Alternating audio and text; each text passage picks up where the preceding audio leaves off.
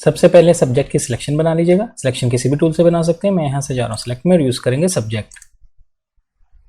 ये देखिए सब्जेक्ट की सिलेक्शन बन चुकी है। कंट्रोल जे प्रेस किया मैंने, इसकी कॉपी ले ली है। इसी पे राइट क्लिक करेंगे और इसे कन्वर्ट टू स्मार्ट ऑब्जेक्ट बना देंगे। नेक्स्ट हम यहाँ से जाएंगे फिल्टर में, ब्लर और यूज़ करेंगे सरफेस ब्लर। यहाँ आने के बाद इसके रेडियस को मैं 9 टाइप कर रहा हूँ, थ्रेशोल्ड 5 ही रखेंगे और ओके पे क्लिक कर देंगे। नेक्स्ट हम यहाँ से जाएंगे इमेज में, एडजस्टमेंट्स और यहाँ से मैं यूज़ करना है शेडोज़ हाईलाइट्स। यहाँ शेडो की अमाउंट को मैं 100% कर रहा हूँ और ओके पे क्लिक कर देंगे।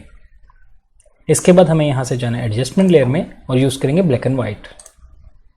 इस वाले आइकन पर क्लिक कर दीजिएगा। ये फिर ऊपर वाले इमेज पे अप्लाई होगा, जो बैकग्राउंड है उस पर अप्लाई नहीं होगा। अगर आपने बैकग्राउंड चेंज करना है तो आप बाद में वो भी कर सकते हैं। मैं इस पर क्लिक कर रहा हूँ, ये देखिए ये क्लिपिंग मास्क हो चुका है। नेक्स्ट स्टेप में फिर से जाएंगे एडजस्टमेंट लेयर में और इस बार हम यहाँ से यूज़ करेंगे कर्व्स। यहाँ कर्व्स में आने के बाद इस ग्राफ की मदद से हम हाईलाइट्स क्रिएट करेंगे। जैसे कि ये देखिए यहाँ पे मैं क्लिक करता हूँ और इसको यूँ ड्रैग करते हुए टॉप पे लेके जाऊँगा। इस वाले आइकन पे पहले से क्लिक कर दीजिएगा, क्लिपिंग मास्क हो जाएगा।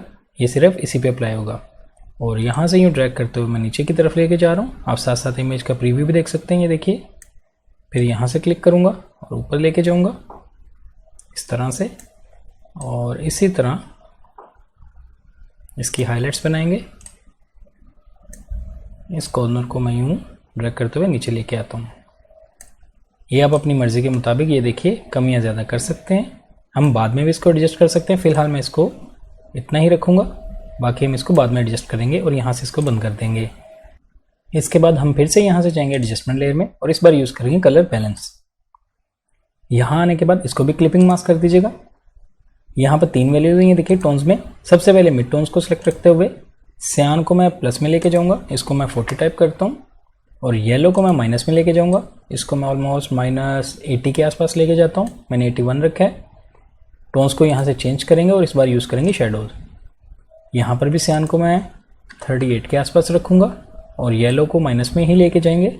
इसको मैं 76 रख रहा हूँ और इस बार यहाँ से मैजेंडा ग्रीन को मैं थोड़ा सा लेफ्ट की तरफ लेके आऊँगा। ये देखिए आप साथ साथ प्रीव्यू देख सकते हैं। इसी तरह से फिर से टोन पर क्लिक करेंगे और हाईलाइट्स को सिलेक्ट करेंगे।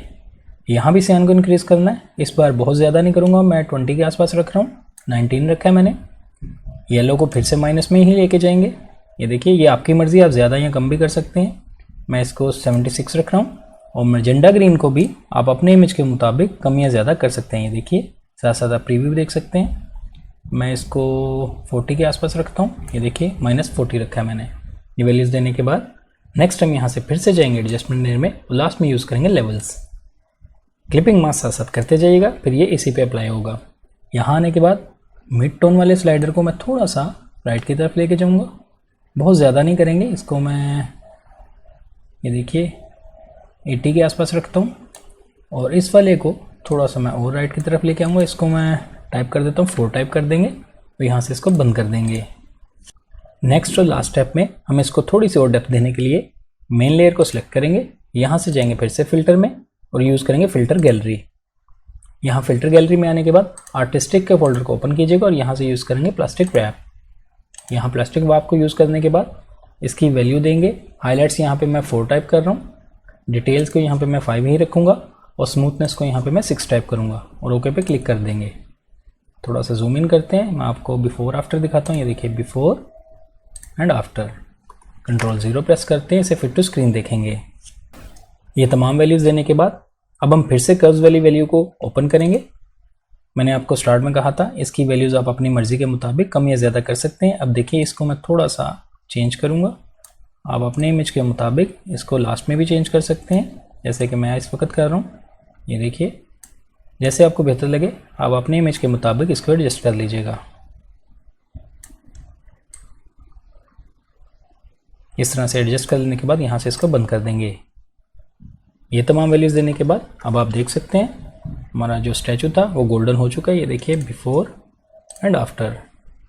इस तरह ये सिंपल सेटिंग्स अप्लाई करते हुए आप भी अपने इमेज पर इस तरह का गोल्डन इफेक्ट अप्लाई कर सकते हैं। आई होप आपको छोटा सा ट्रिक अच्छा लगा होगा। वीडियो पसंद आई तो लाइक कीजिएगा, मेरे चैनल को सब्सक्राइब कीजिए। मिलते हैं नेक्स्ट वीडियो में एक न्यू ट्यूटोरियल के साथ। Thank you.